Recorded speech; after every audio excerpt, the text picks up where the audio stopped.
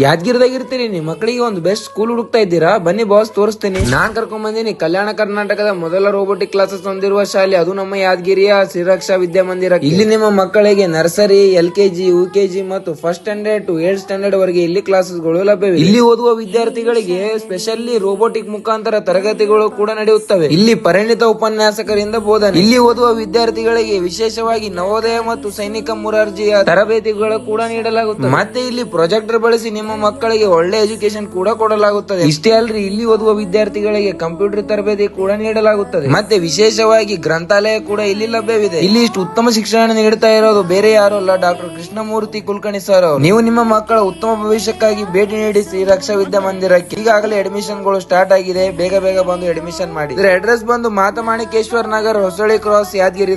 Location exact ನೋಡ್ಕೊಳ್ರಿ. Hanuman temple ನಿಂದ straight ಹೋಗ್ಬೇಕು. ಇದೇ ರೀತಿ ನಾವು ಯಾವ ರೀತಿ ಹೋಗ್ತಾ ಇದ್ದೀವಿ ಅದೇ ರೀತಿ ಬನ್ನಿ.